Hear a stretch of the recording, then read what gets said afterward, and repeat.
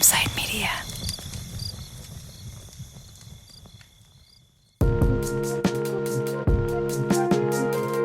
Hello, Campside listeners, and welcome back to Inside the Tent, our interview show where we go behind the scenes of our favorite podcasts and talk to the people who brought them to life. My name is Adam Hoff, and I'm one of the co-founders at Campside. This week, I'm talking to Ashley Fonts about body brokers. Ashley is a decorated reporter with over 25 years of experience who was the host of our second season of Suspect, Vanished in the Snow.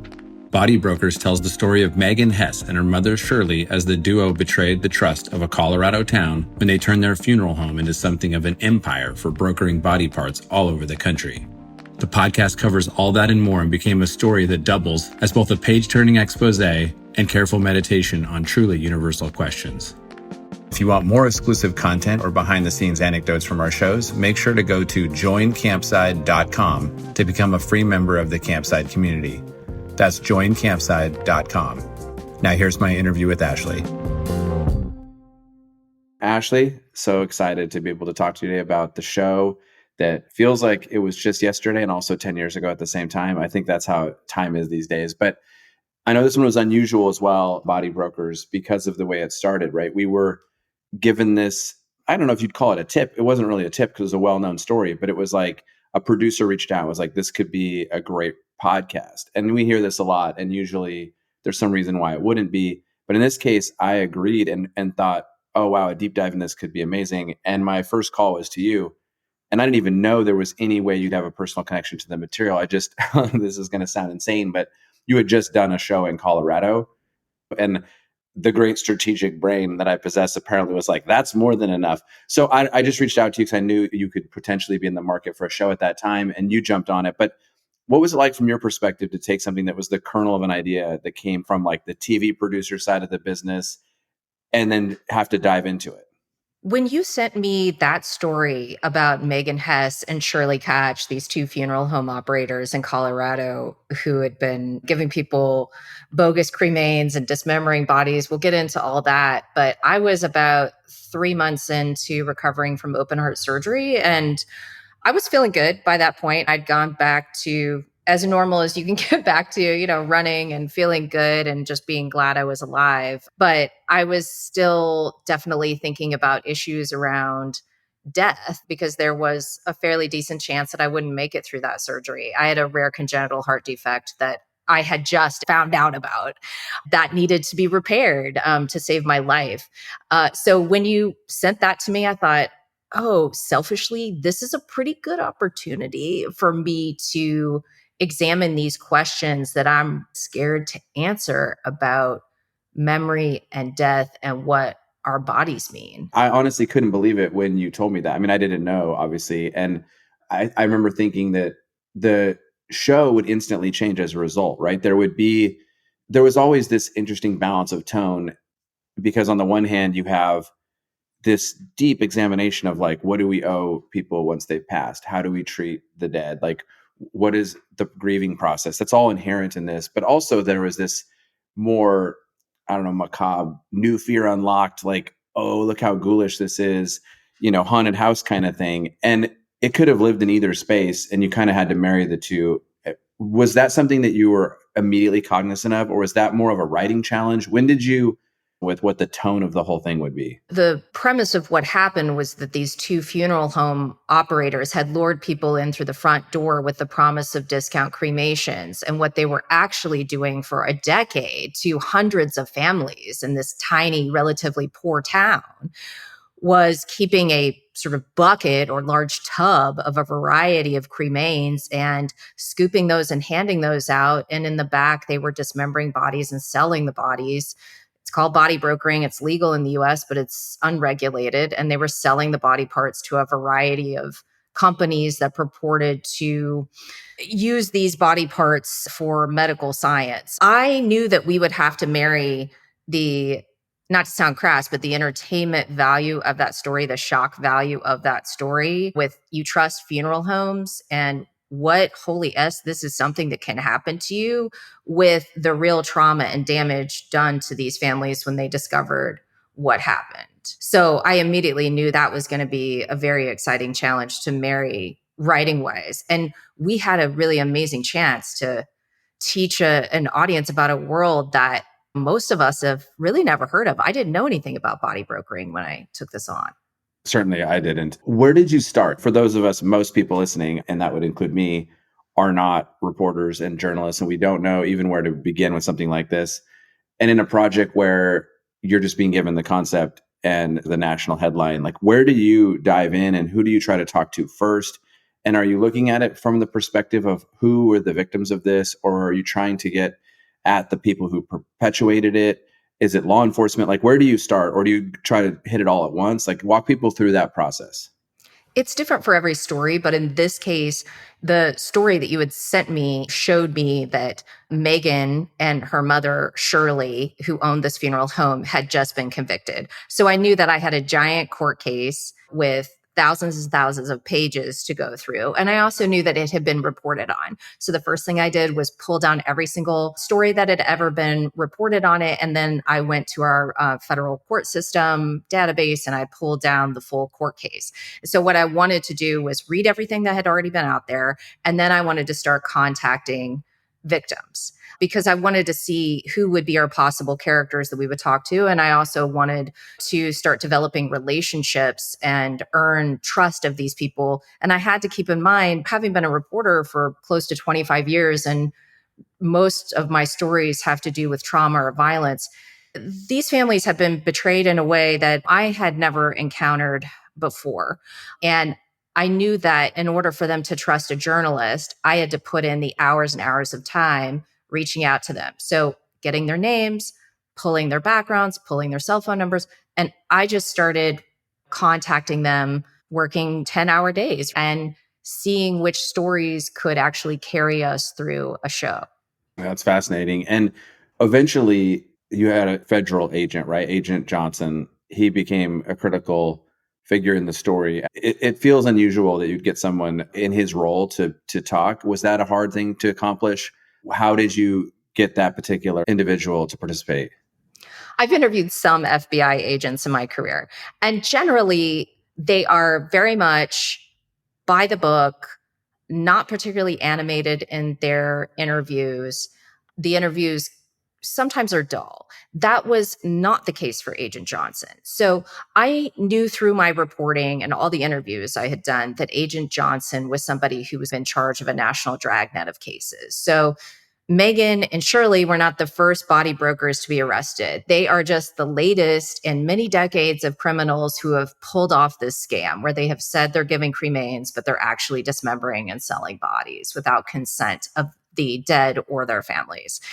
And he had worked on cases all over the country. The difference with Johnson was that he wants to talk to reporters. He wants people to know if you go to a funeral home and they're trying to sell you on a discount cremation while also asking you to donate your body, you should have all of your hackles up. There is something potentially wrong here. He saw it as a like news you could use opportunity. And he was fascinating because his background is that he has a PhD in biology. So he comes to the FBI with this scientific background, this inquisitive mind, and he's a lively talker. So he hit all the points for us in making an entertaining show. Yeah, and I was struck. I mean, first of all, I would like to thank Agent Johnson and you as well for the fact that he's quite a noble figure in the story.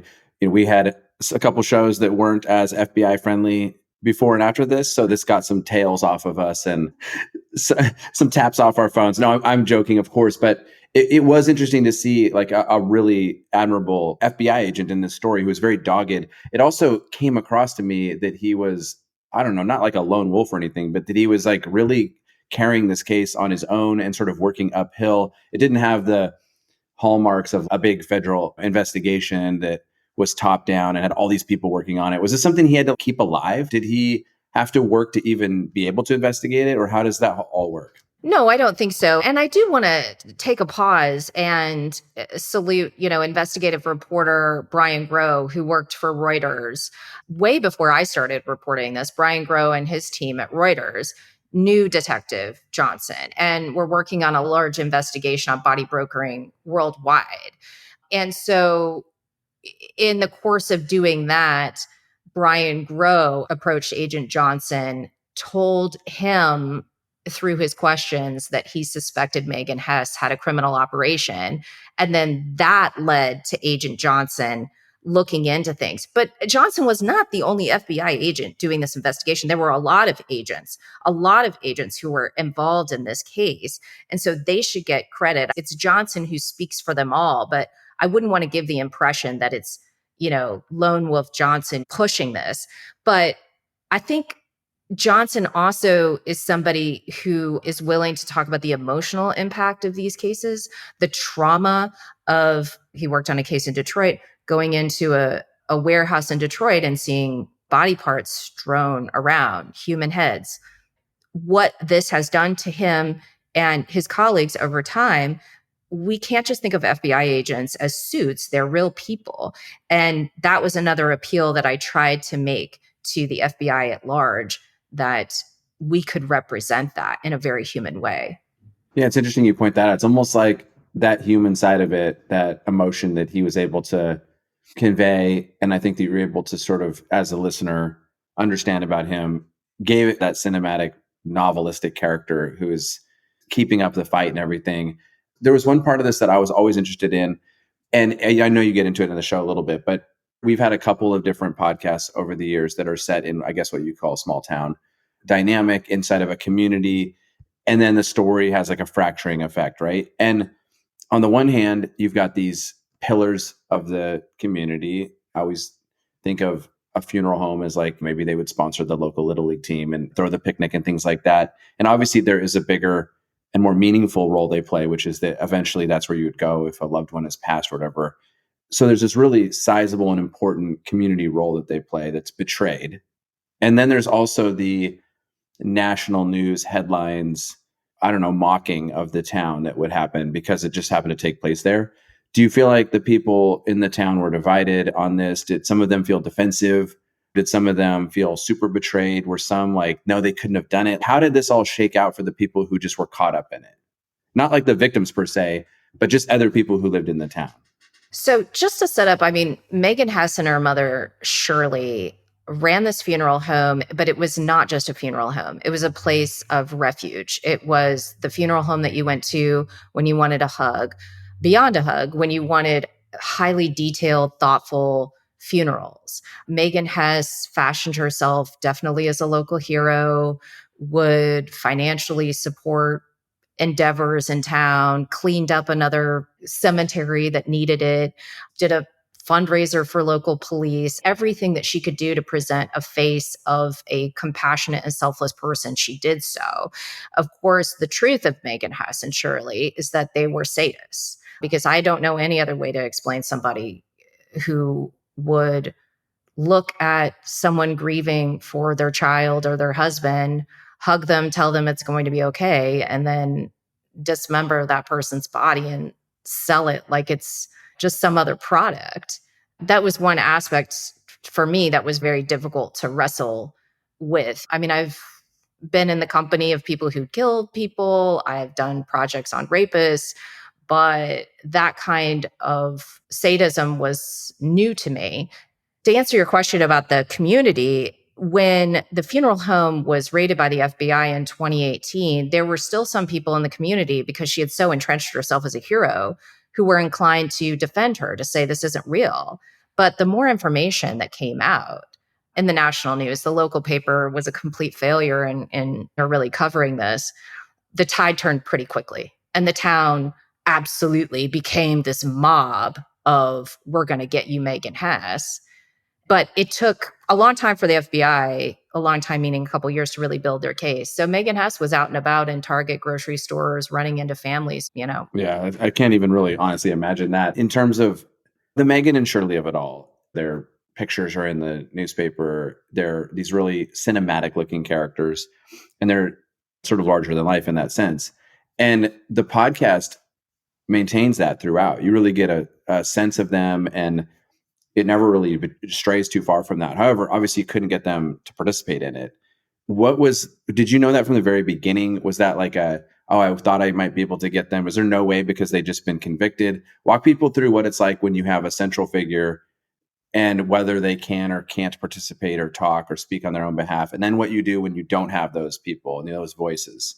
That's a significant writing and reporting challenge. And I didn't know when you sent me that news article and said, go to the races, that I wasn't going to be able to get them to talk. But the more I understood through interviews of people who knew Megan and who knew Shirley, Shirley was the type of person who would marvel to people who were clients of theirs how interesting it was to see people's heads pop off. She was a very macabre and bizarre person. I knew that there was just almost a 1.1% chance that they would talk to me if I wrote them in prison. And even when Megan took her plea deal, the judge was essentially asking for her, as is required, to admit to what she did. She still really had huge difficulty doing that. She was sort of blaming the victims. The type of people that they presented themselves to be, particularly Megan, she was not going to be somebody that, at least I could tell through interviews and documentation, was very remorseful or self-reflective.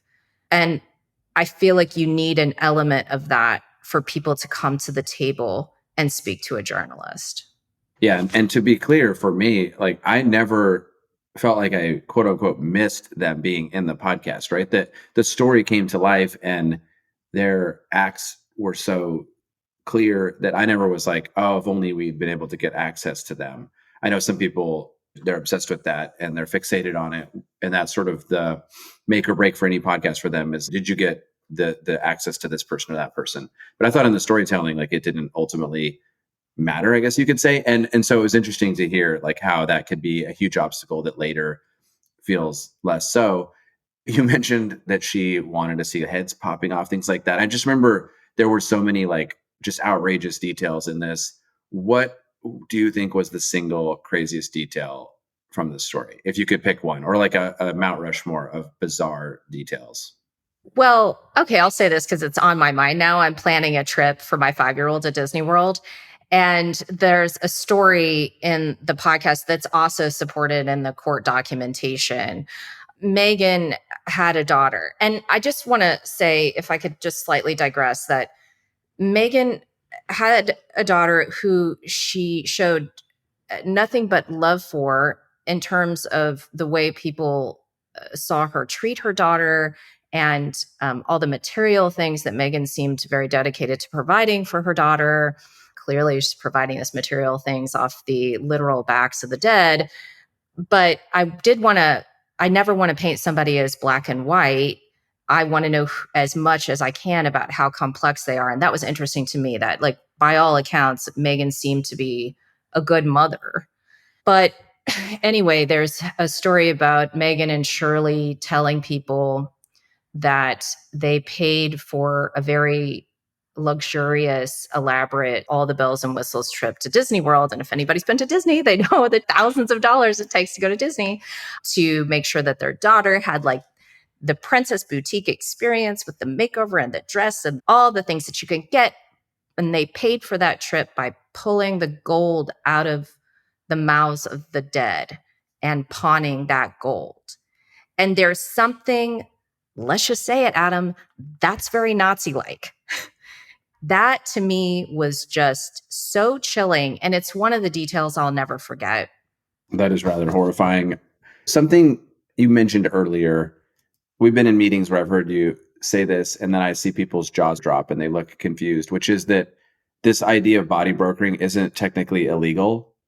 It is unregulated, and then there can be all kinds of illegalities inside of that. But the basic concept of shopping people's body parts around isn't in and of itself illegal. I think that's surprising to people. I'm assuming people listening are surprised by that. Can you walk people through, as briefly as possible, I suppose, this bizarre, unregulated marketplace? So there is a need for people to donate their bodies. So if you're an alumni of a university, you may want to donate your body. But we saw with the case at Harvard a few years ago, alumni donated their bodies there, and the person running the morgue was dismembering and selling those bodies. So there are no guardrails in place. Companies, medical device companies, universities. In our show, we were able to demonstrate that Vanderbilt University purchased the stolen head of one of the characters' brothers. And Vanderbilt's reaction to me was no comment, right? Very, very little compassion, to say the least. But there is a legitimate and positive, good need for medical schools to have bodies to study. But within that world is another sort of subculture world in which bodies are sold not just to one broker, but maybe another broker will sell to another broker. And people might be wondering, well, my God, how much are we talking about here? Generally, you're worth more in parts, like a car, than you are sold as a whole. So your head is going to go anywhere from 500, to $1,000. Now, body donation in this country is regulated. So what's important is that you don't have any diseases. Anybody who's working with a dead body needs to be working with healthy tissue. One of the crimes that Megan and Shirley committed, and some other criminals who've been caught doing nefarious body brokering, is they lied on paperwork saying that the tissue that they were receiving, the body parts they were receiving, did not have Hep C or HIV, when in fact they did. And that is illegal. So it's confusing. I just don't want anybody out there to also confuse it with organ donation. Organ donation is heavily regulated. Again, we're talking about arms, legs, heads, ribs, spines. We're not talking about your heart, for example. It can be quite complicated. Yeah, understood. And I remember in the process of talking to people about this project, I've been surprised to find how differently people feel about this. Some people would hear you say that about, well, we do need body parts for science and to study and for all kinds of reasons. And once someone's gone, they're gone. And then other people, perhaps for religious reasons or other reasons, believe that the body is very sacred. I was very surprised to find how divergent the points of view were on this. Some were like, I don't see what the big deal is. Obviously, they shouldn't have done X, Y, Z. And that particular detail is very ghoulish. But the larger concept of this marketplace, oh, I get it. And other people are just aghast, right? And did you find that too, that there was like a huge spectrum of reactions? Yeah, there was one person who has a podcast who criticizes true crime shows, and they made that point. Like, who cares? I don't care what happens to my body if somebody wants to cut my head off. And the difference is, and what they were failing to point out, is that they are giving consent. They are saying, I'm fine with you dismembering my body and selling it to the DOD, the Defense Department, for explosive experiments. I'm fine with you selling it to some rando who's going to put it up on a Vegas expo and do a totally unauthorized autopsy in front of a roaring crowd of people, which happens. The difference is consent. With these families, they had their child, husband, brother, mother, whatever, who they loved, and they wanted that body taken care of. They wanted their bodies cremated, and they wanted to get those ashes because it was important to their memories. And memories are sacred and should never be polluted. That is the last thing that you have, and the only thing that you have from sometimes the greatest love of your life. And for someone to come in and desecrate that body and say, you know what? I don't care what you wanted, and I don't care what your deceased loved one wanted. I'm going to sell it to make some money.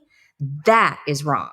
Yeah, well, I agree. And my last question, I think I may know the answer, but I had asked Vanessa this on her show, Run Bambi Run. I've asked it a few times, I think, which is, in general, when you've finished a project, do you find that it sticks with you for a while? Do you tend to let it go and move on to the next one quickly? And depending on how it normally is for you, what was it like for this one? This really stuck with me.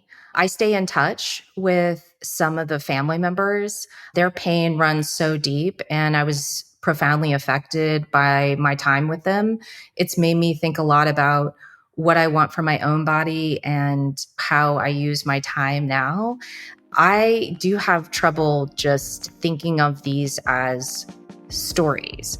I hope it doesn't sound pretentious, but each story I do really is teaching me a lesson. And if I can't take that into my own life, then I feel like I've not done a good job. I've wasted my opportunity to have these people trust me to tell their stories. Thanks Thanks so much to Ashley and the rest of the Body Brokers team. Thanks to our producing partners, Aaron Bergman and Jay Ellis. And thank you for listening to Inside the Tent. If you haven't already, don't forget to go to joincampside.com to become a free member of the Campside community. That's joincampside.com.